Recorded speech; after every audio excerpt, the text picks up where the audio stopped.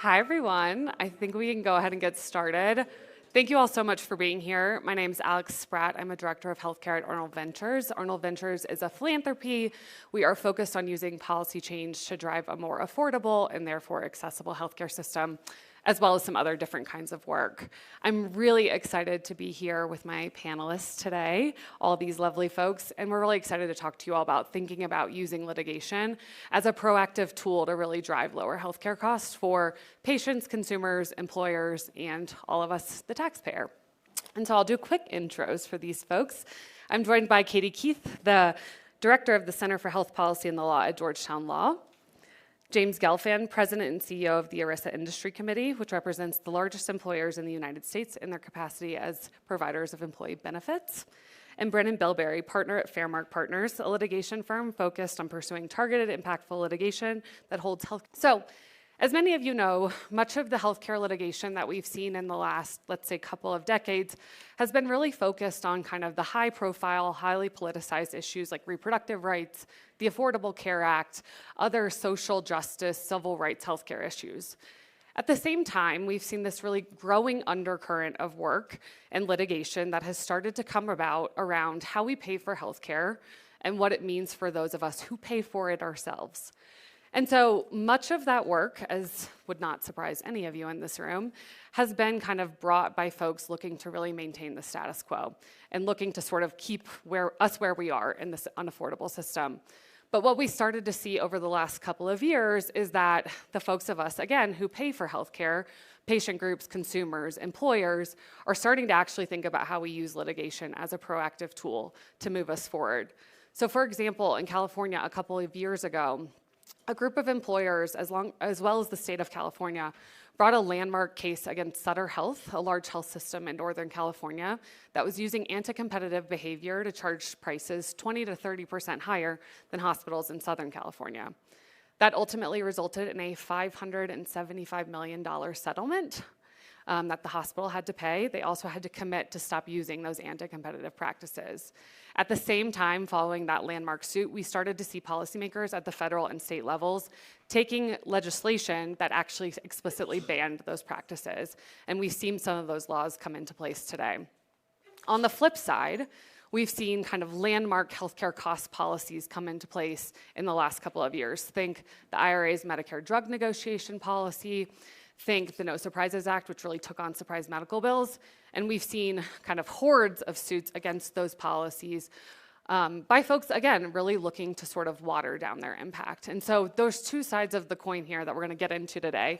And maybe I'll start with you, Katie. Can you talk a little bit about your team is kind of tracking, I think it's upwards of 300 cases in this space. And so can you talk a little bit about kind of like what does the health policy litigation landscape look like today, and what does it mean for those of us who are thinking a lot about how we make healthcare more affordable? Oh, thank you. And I might back into your question a little bit too. Yeah. And I think you're exactly right about some of the most high-profile cases we have seen, and I would be remiss if I didn't mention that we are all here today on the 3rd anniversary of the Supreme Court's decision in Dobbs to overturn Roe versus Wade. So 3 years ago today that happened, and so I think it's an extremely clear example of how courts are shaping access to healthcare and health policy. So we don't need a better example than that, and I think all the issues that we're going to talk about today are so incredibly important. So when we think about health policy, I'm come at this as a lawyer and a researcher, but I'm not a litigator. And if someone had told me early on that I would be focused on litigation in my day-to-day life, I would have laughed them out of the room because there is not enough money in the world to get me to go to court and argue for something. But I really have come up, like a lot of folks in my generation, working on the Affordable Care Act and all the litigation around that law. The Affordable Care Act is the most litigated piece of social legislation in history. Folks might be familiar with the 3 sort of existential legal challenges that have been up to the Supreme Court, but in truth, there are 9 times that this law has been to the Supreme Court, including one decision that we're waiting on right now. We could get a decision tomorrow over the fate of access to no-cost preventive services for 150 million Americans tomorrow. So 9 times. Most litigated, we've seen a ton. I came to this work because I was writing a column for the journal Health Affairs tracking everything that had to do with the Affordable Care Act, and I was probably tracking 50 to 60 lawsuits at any given time. and so really saw the ins and outs of how the courts are shaping health policy, and I have a couple theories for why we got here. And I think a lot of people, maybe that would be easy to dismiss. You know, the Affordable Care Act is a partisan law. It was passed by Democrats with no Republican support. Maybe you could sort of say that's all in the past, and that is not what we have seen. We have seen the same litigation playbook applied to many of the policies that Alex has already mentioned, so including bipartisan achievements from Congress. So laws like the No Surprises Act, which bans surprise medical bills, our team is tracking 31 lawsuits raising constitutional issues, trying to take down the whole law, lawsuits challenging the Biden administration's implementation and different regulations, lawsuits from health plans versus providers and arbitration entities, a whole range of, it's like the cautionary tale for litigation and why we shouldn't be doing what we're doing in that way. No surprise, like Medicare drug negotiation, which Alex mentioned, 10 active cases right now. This is a signature achievement of the Biden administration, and pharmaceutical companies, healthcare providers, a whole range of Chamber of Commerce, a whole range of entities that I think, to Alex's point about wanting to maintain the status quo, have sued over this, historic law to rein in, and get lower prescription drug prices for seniors. So far, none of those have been successful, which is not something I get to say very often. The government has uniformly won those cases so far, but it only takes one. And I think that is part of the strategy that we are seeing from entrenched interests to use the courts to their advantage, and why I'm so excited about the conversation today to try to flip some of that on its head and use the courts to lower healthcare costs and kind of take back that playbook. So I think there's many theories for why this is happening. My focus, as you can tell, and you'll hear a bit of a different focus from Brennan and James, is really on kind of the federal landscape and lawsuits against the federal government. A lot of my work focuses on defense, lawsuits to try to take away things from people, to take away coverage, to make coverage more unaffordable, to raise or prevent the government from lowering drug costs. I think the sort of proactive and affirmative agenda is very exciting here about healthcare costs. So could go on, but I think that's the frame. And you're right, we're tracking nearly 300 different lawsuits, really on kind of core coverage, transparency, equity, and affordability issues. And I think with the Trump administration doing the work that it's doing and sort of a record number of lawsuits already, those numbers are only going to grow from here. So I think the pitch here is folks who care about health policy have to care about the courts, and I think there's a range of ways to get engaged and to do that. Yeah. Well, speaking of people who have to care about the courts, James, your organization, the ERISA Industry Committee, you represent some of the largest employers in the country. And I think we're at about 165 million Americans get health insurance through their employer.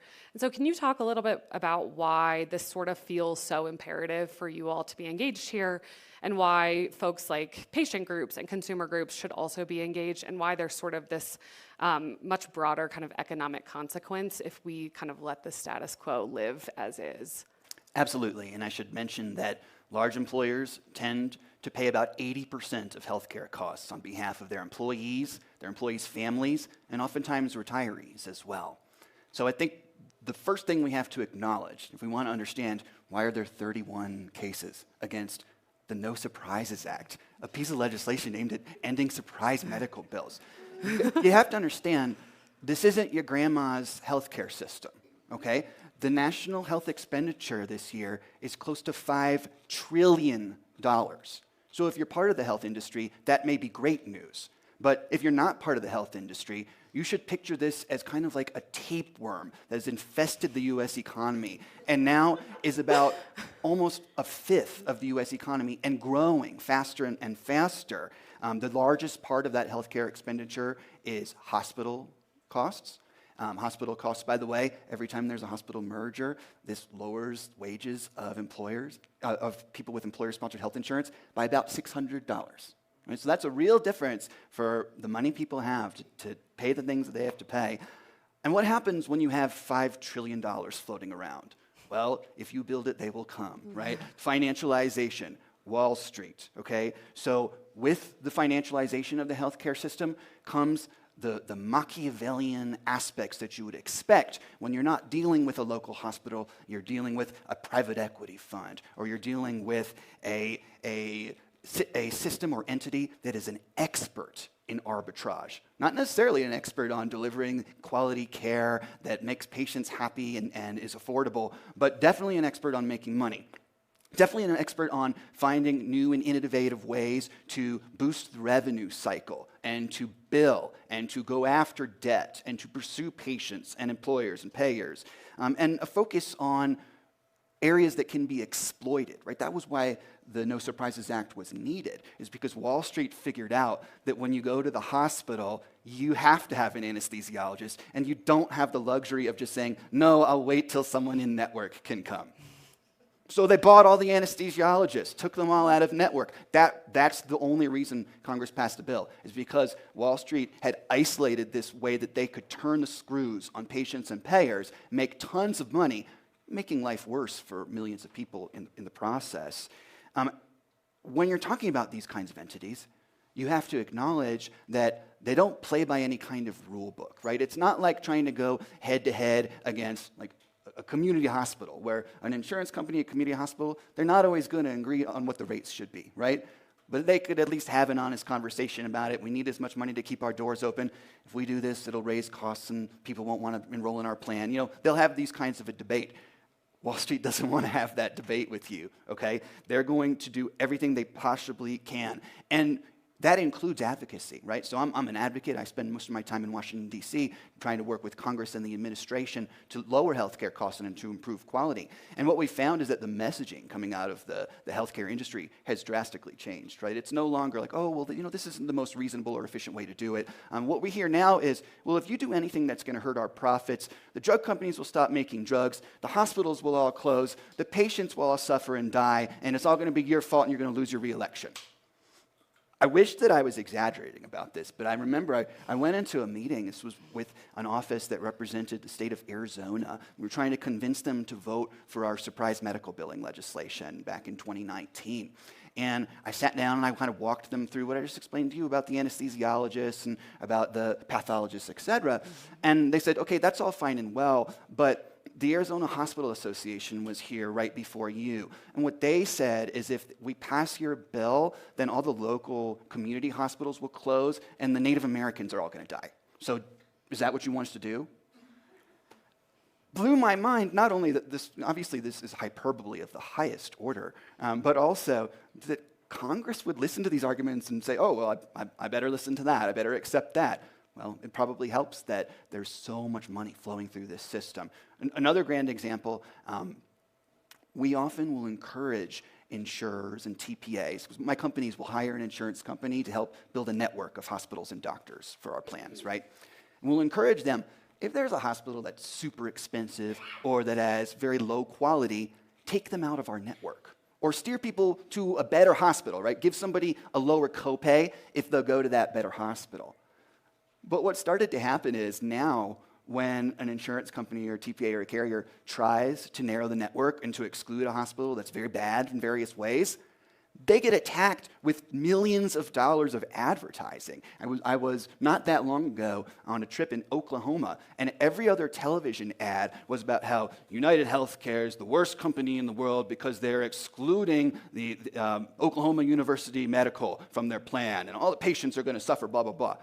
Well, it turned out that at the time there was a dispute between the insurance company and the hospital, but that dispute was caused by OU having the absolute highest cost in the entire state and the absolute lowest quality metrics in the entire state. So from the viewpoint of a plan sponsor, and maybe from patient too, you might have wanted them to cut that hospital out until they got their act together, right? Got their prices where they ought to be, got better metrics so that patients weren't being hurt or dying when they went to that hospital. But this is sort of the new reality that we live in. And what we're starting to see is that employers, patient groups, et cetera, we've all been bringing a knife to a gunfight, okay? We had limits on what we were going to do. We'll politely go and we'll ask Congress, we'll do the right thing and help lower costs. Or, please don't listen to the largest employer in your district, which is the hospital system.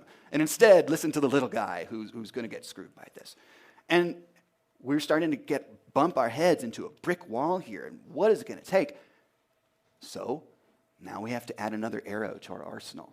And one such arrow is litigation. It's trying to use the court systems. It's trying to evolve the tactics that we have. And you're already starting to see it. And I know that Ben will talk more about this. But from the perspective of employers, we are starting to see employers and unions that also sponsor employer-sponsored plans, essentially, Taft-Hartley plans. They're suing hospitals. They're suing insurance companies. They're suing pharmacy benefit managers. I don't know if you're going to talk about the Michigan Blue Cross case. No. I'm not going to step on it then. Amazing.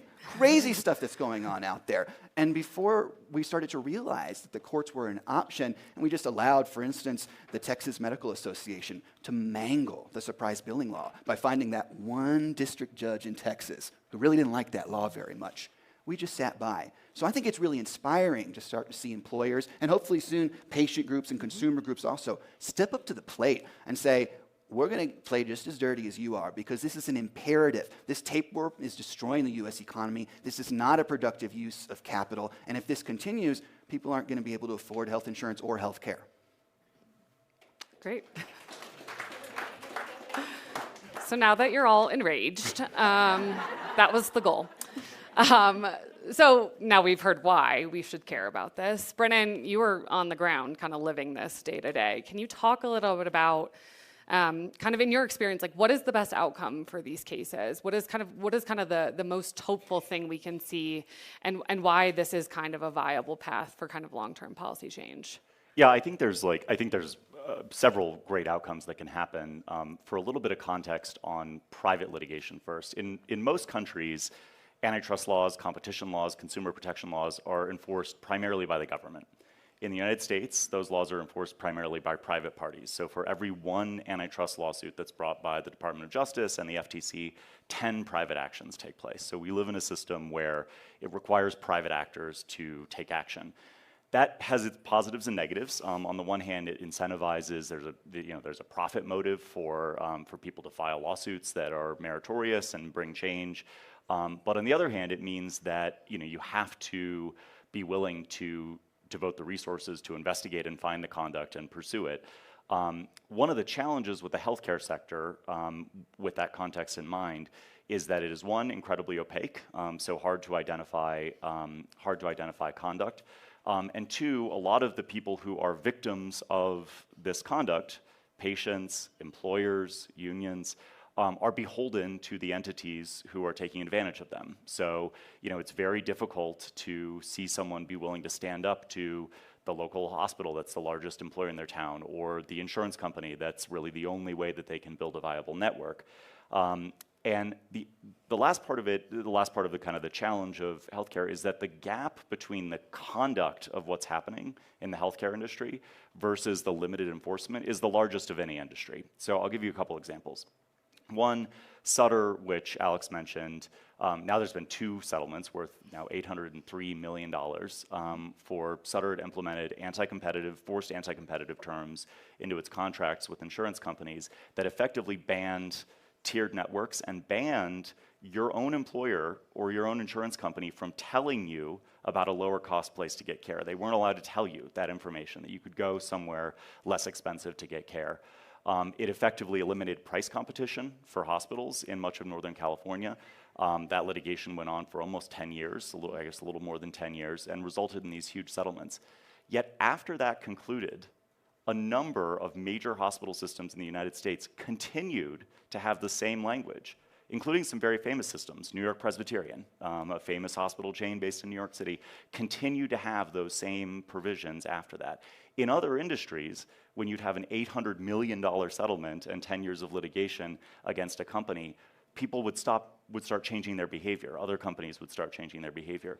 In healthcare, there's more of a brazen attitude towards conduct that can maximize profits. And so on the hospital side, they have felt like there's not going to be enforcement, the government is going to step in, so we're going to continue doing that. My firm has brought a number of cases against hospitals for this exact kind of conduct. We're now litigating all 4 of the purchaser or consumer cases against hospitals for restraints that they put into in their insurance contracts. The second kind of example of that big gap between extreme conduct and the lack of enforcement, an example of this is there are a number of hospitals that agree with some of their largest outpatient competitors. So, there's ambulatory surgery centers that provide similar services to what a hospital provides, or the hospital owns outpatient providers who compete with other outpatient providers. And they sign agreements to agree to charge the same price as their competitors. So, just for context, in other industries, when executives agree to fix prices for services, sometimes people go to jail. The price fixing is about as extreme of an example of conduct as you can imagine. And yet, here you have, health industry lobbyists and provider industry groups defending that action as, as sort of necessary. And the third example, which James hinted at, is, very, and we're not involved in these cases, but very prominent examples of TPAs and their related insurers, knowingly providing a very bad service to their clients. So not giving rebates back that were owed, assembling provider networks that they know are more costly and that they should have been able to fix. And again, in another industry, if you were buying a service and relying on someone to provide you advice, and they were knowingly making you go somewhere more expensive, that would have major consequences and immediately. The reason that I think there's some kind of optimism and room for change is an analogy about employee health retirement benefits. So until about 20 years ago, when employees when you put your money in your retirement account for your employer, very often Wall Street firms and money managers would take huge fees off of that, 3, 4, 5, 6% for just putting you in an index fund. And the outcome of that was that it put retirement out of reach for millions of Americans. About 20 years ago, there started to be a series of private and the government did nothing about it.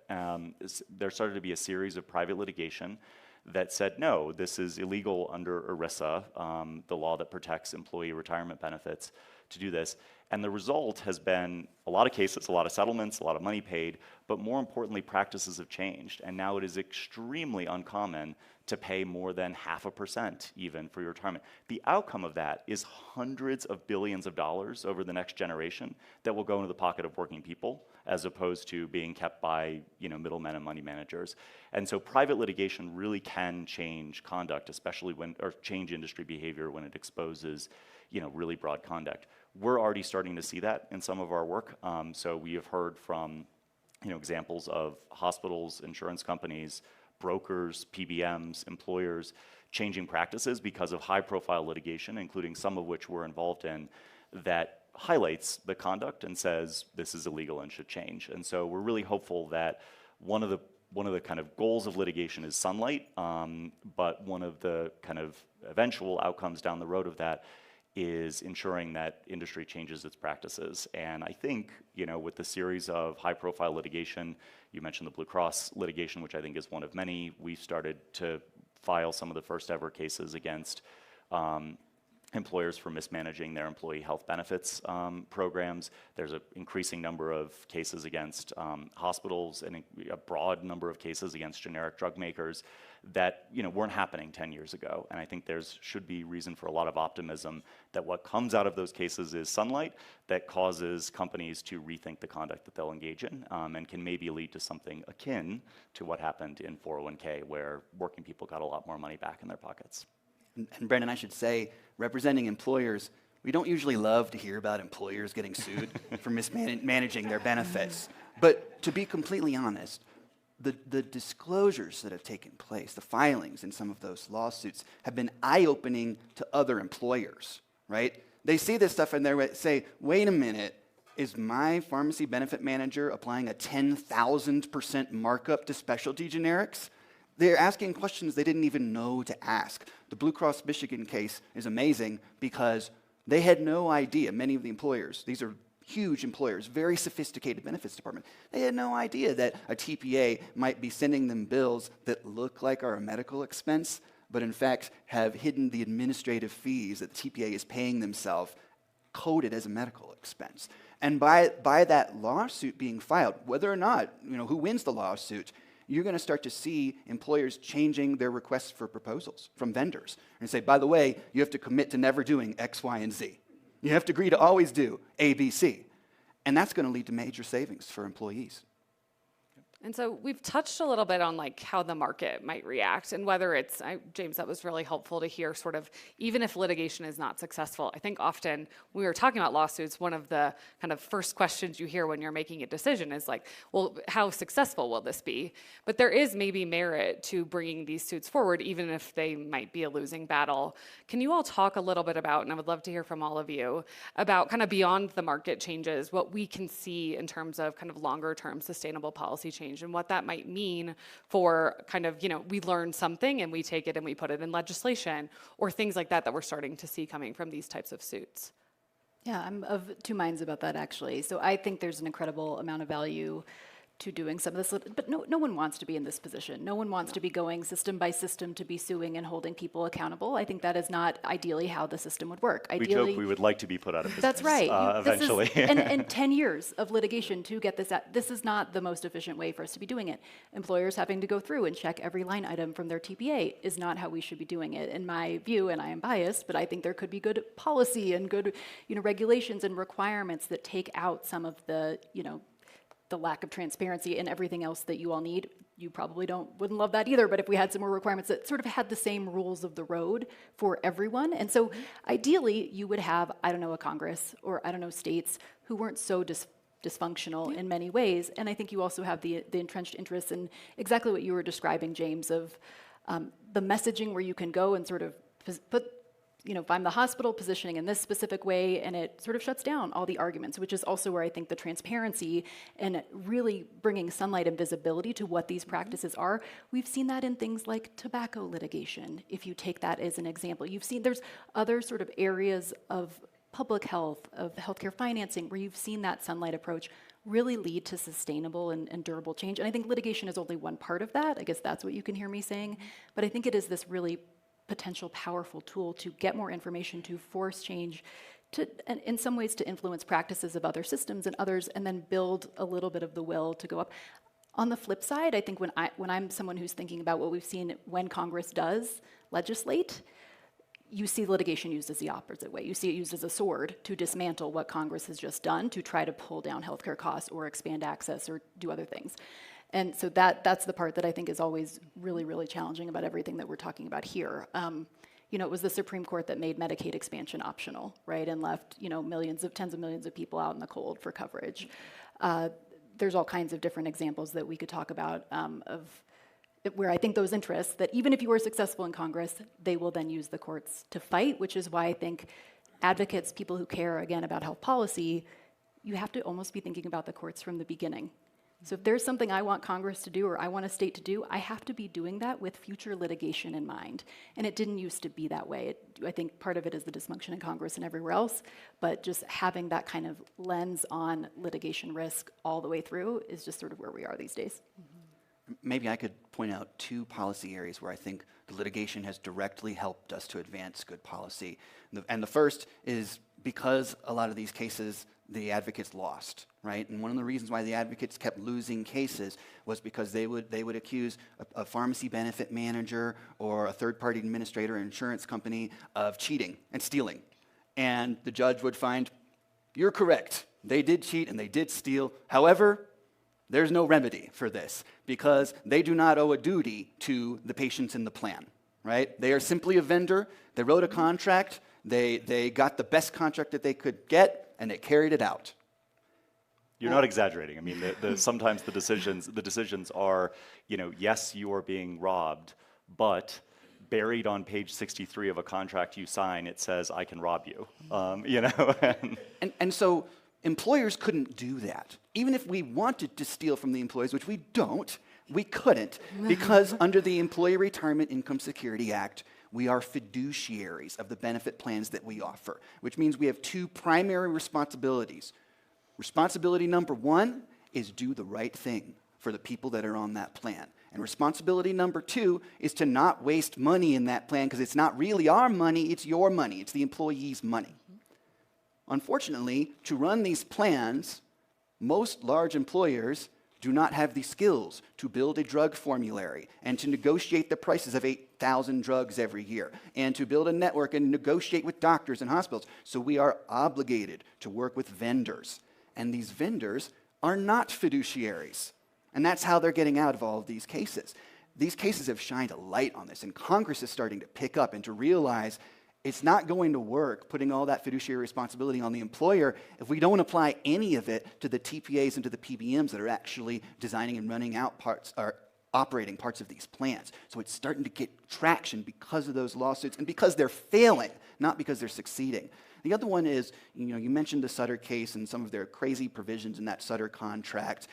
That case made national headlines, the settlement made national headlines, and Congress realized that they need to step in and outlaw a number of specific contractual strategies that hospitals use to blow up costs, right? So you heard about anti-tiering and anti-steering, but they also put secret provisions in the contract that you were obligated to abide by even though you didn't negotiate those provisions. They have actually most favored nation agreements. It's not about drugs. It's about with hospitals. We'll say to the hospital, you cannot give a better deal to anybody else but to me, which then gives the hospital the ability to say, oh, I'm contractually obligated to raise prices on you employers, right? So Congress realized this, and they actually penned legislation that has now passed multiple committees over multiple Congresses. So we're hopeful that because light has been shined on what's going on with those contracts, Congress may eventually, hopefully, step in.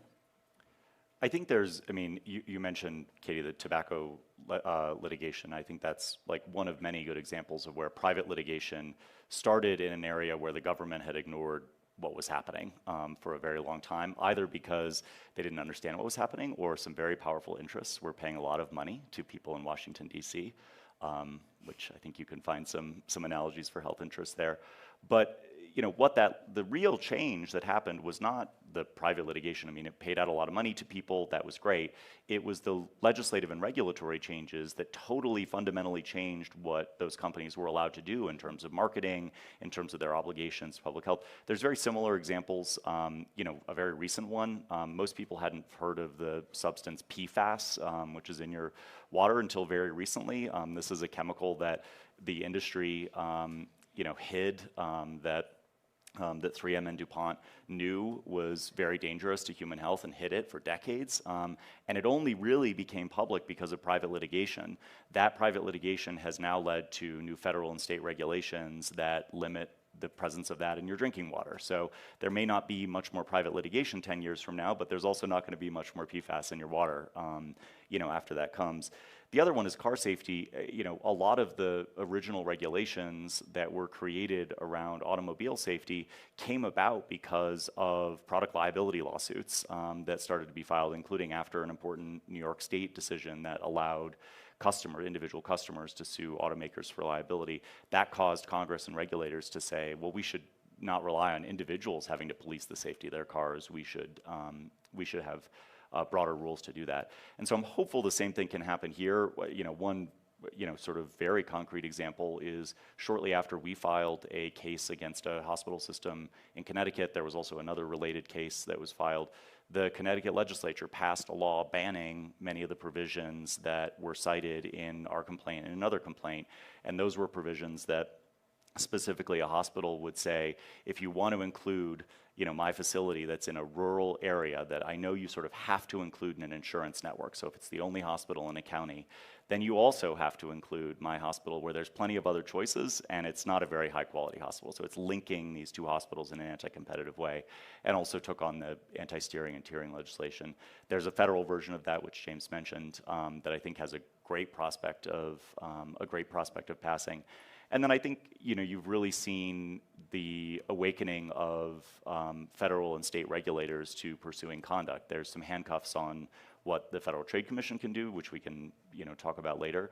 But the first few big merger challenges, for a long time, no hospital merger challenges were challenged.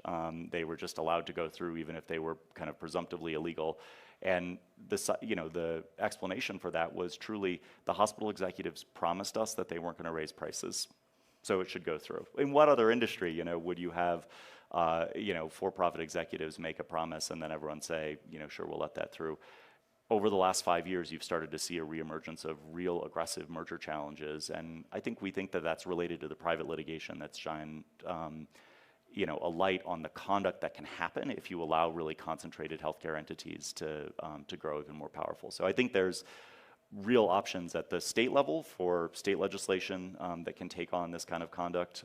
At the federal level, I think it's actually pretty optimistic. It's bipartisan legislation that has a lot of good options. And then finally, I think a lot of enforcers are finally awake to the broad impact that this has on workers and consumers and employers in their state, and the need for them to be more active in policing of that conduct. So maybe we'll do one last kind of quick lightning round. So we've talked a lot about today sort of the folks that are initiating these cases, employers, consumer groups, the folks that are kind of on the ground in the litigation, which can be, a particular kind of risk and very expensive. Can you all talk a little bit briefly about, like for folks in this room who might be researchers or the media or policy experts in their own right, how should they think about kind of engaging in this space from more of a wraparound perspective? So not the ones bringing the cases themselves, but kind of what is the importance of those kind of other activities we're seeing around these cases? Yeah, I'm happy to start. This is a lot of what my center at Georgetown Law works on. And we didn't talk about this in response to your last question, but I think it's equally relevant, is sort of the communications and the sunlight, keeping this issue alive also. So you have a district court, you have the appellate court, you maybe have the Supreme Court. It brings more attention and more discussion over time. And so I think there's ways to be engaged in that communications effort. I think you need not just the lawyers pulling out that really rich information about the abusive practices and what the hospitals and others are doing. We've seen that be very successful in Medicare Advantage, which we haven't talked about today, but that's an area where you can do discovery and show exactly what is going on with all these different companies. So I think there's communications. Researchers, you need an incredible amount. I don't know for these lawsuits, some of the other ones that we've worked on, you need an incredible amount of data. For the state to show that they've been harmed, for the private company to show that they've been harmed. How much money have you lost? You really do need a robust sort of research agenda to help give you the tools you need to even get started in this area, and then to study the impact over time. When we talk about No Surprises Act, how much does this cause, increasing healthcare premiums? Really, really important and vital there too.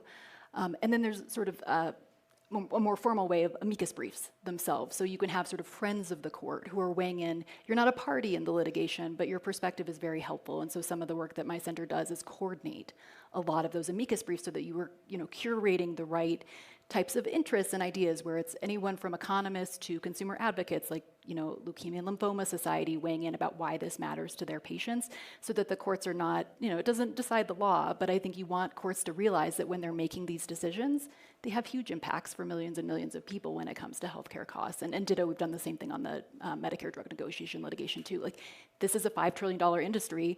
You need to have a broader view of who it's impacting as well. So I think there's a range of ways to get involved. Totally agree. For especially consumer groups, an amicus brief is a great way to draw attention to this. This isn't just an issue between some company fighting another company. It's something that has real effects on real people, and I think that would speak to a court. I think, I should mention, we're currently working with an academic institution to do a study on biosimilar substitution. Doesn't sound super sexy, but here's the issue. For many super expensive biological drugs out there, there is essentially a generic version that is available. But you know what? It's not available to you. It's not on your drug formulary because it doesn't make as much money for the middlemen who are choosing which drugs are available to patients and which drugs are not. And if we can quantify how much money is being incinerated, taking out of the pockets of working families to be transferred to those middlemen, I think it will help to wake Congress up about the need to do something about that. And there's no way that the lawyers and lobbyists at my trade association could do a study like this, but thank goodness for the academicians and researchers who came to us and said, hey, would this be something that would be of interest to you? Because it certainly is. Yeah. I think the amicus briefs is something I feel strongly about, and we file a lot on behalf of patients, particularly on the Medicare drug negotiation piece, where I think this can be so abstract, and the concepts can be so the big pharma is kind of describing this as a cataclysmic threat to their business, and having a patient who we write in on behalf of quite often say, I'm happy with big drug companies making some money, that's fine. What I'm not happy with is them charging us 10x what we know they should be able to, and causing that to limit access to my care. For a judge who may not be familiar with all the technicalities of the program, or who may be really in the weeds about the briefing and legal issues, hearing from actual people can be really impactful. The related piece to that, I think, is legislators who are obviously overwhelmed with information when it comes to healthcare, but so often that information is dominated by paid healthcare interests who are, have an obligation to tell them basically the status quo is fine. And so what we hope is that a lot of the litigation that we file empowers average people and small businesses and patient advocacy groups to talk to their legislators about the need to control healthcare costs, because so often much of the discussion around healthcare, again, focuses on these high-profile, big legislative fights when legislation that could actually reduce out-of-pocket costs for average people, is swiftly defeated by a quiet committee meeting dominated by industry lobbyists. So our hope is that the information from that litigation can influence legislators as well and cause them to take action. Great. So on that note, we'd love to turn to you all if folks have questions. I think there are a couple of mics around the room. I don't know, maybe here. It's stressful to pick. Thank you for choosing me. Thank you so much. This is so interesting. My question is related to Medicaid. I can see how this could be very effective with Medicare because it's a more universal policy, more universally funded, blah, blah, blah. Do you see the same benefits using litigation in Medicaid with the federal and state partnerships varying from state to state? For example, there's a provision in Medicaid that all children who are on Medicaid should be screened for behavioral health. That doesn't happen.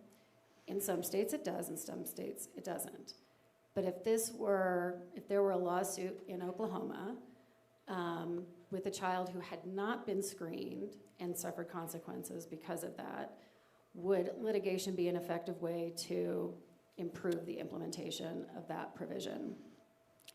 I think the answer is maybe. We have seen that just to step back, we have seen that kind of litigation really frame out the Medicaid program. It's actually been quite essential, I think, to getting people access to benefits.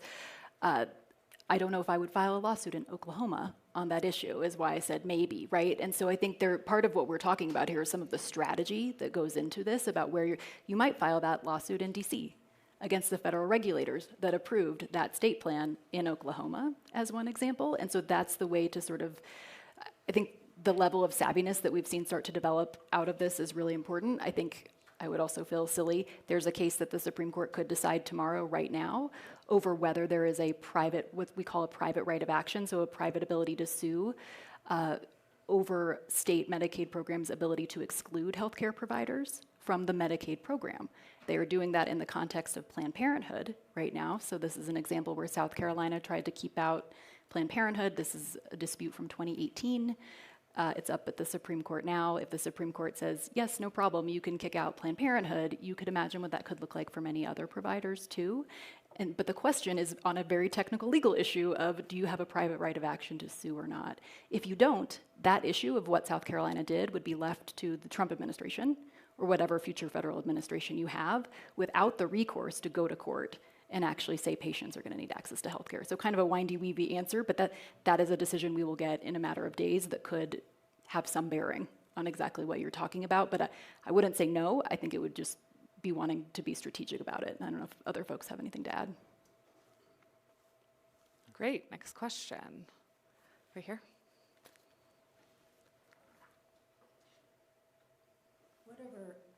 Whatever happened to the Stark Law?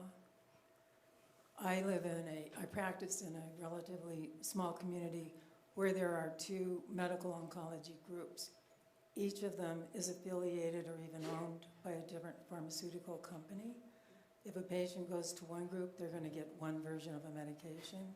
If they go to the other group, they get a different version. And my understanding is that that affiliation allows them to provide the medication at a lower cost. But also, I understand that the compensation of the physician is linked somehow to how much of the medication they prescribe. So why is that not a violation of the Stark Law or the law against self-referral or gaining from your referral? Well, I mean, yeah, without knowing the specific circumstances, I can't talk about that one. But What I will say is that it has been an area of the law where there's continued to be a good amount of government action. The process for those cases getting filed as a False Claims Act case is usually a private party who has information about what's happening, files a case, and it's filed under seal, so it's not public. And then the federal government or the state government, there's state analogs to this as well, evaluates the case and determines, do they, basically, one, do they think there's a likelihood to succeed? And two, they evaluate whether it's a significant enough case for the government to really invest a lot of resources in. If they do pursue the case, then it moves forward as the government kind of taking over the case and pursuing it, and those are more likely than not to be successful, and usually result in very significant settlements and requirements to change conduct. If the government doesn't step in, then private litigants have to pursue that on their own, and those cases are very, very difficult, and very few succeed because of the high burden of proof and the kind of presumption that if the government didn't step in, maybe there's something wrong with the case. So, it's sort of a combination of putting together all the facts in a way to show how it, violated the Stark Act or the False Claims Act, but then also effectively convincing the government of why this is such a big problem that the government should take on the resources to take on that case and pursue it. But I will say those cases have led to really important changes in a number of industries where kind of open kickbacks to physicians in order to, get referrals and affiliations have ended. Really broad, consent agreements where entities, have agreed not to do joint contracting or other changes. So it can have a big impact, but it requires putting together all the facts in a way that is really compelling to the state or federal government to take on the case. And can I add maybe an interesting fact? It will be, we are all watching. I think it'll be very interesting to watch what the Trump administration does. I think if you look back at the first Trump administration, they're actually quite aggressive. Yep. Certainly more aggressive than prior administrations on healthcare costs, so on hospitals, on prescription drug companies. A lot of it didn't pan out. A lot of it got held up in court. Not all of it did. So they did some pretty, historic healthcare price transparency rules that were both for hospitals and insurance companies that were sued over and both upheld and remain in effect today. But there could be some really, maybe that is a case they would actually take because they have an interest in doing some of this. I don't know that that's a full prediction at this point, looking at what they're doing. I've given up trying to predict what that administration will do. But I do think there could be some very interesting issues to watch, and they could be more aggressive than what we might be used to. James, you might have a better sense than anyone, but... Ditto. We're not in the prediction Vibes. game up here. Yes, vibes only. Well, thank you all so much for being here. We really appreciate it. Hopefully you took a little nugget about why this is an important space to engage. I know you all are thinking about healthcare costs as an issue, so we really appreciate it. Thank you all. Thank you.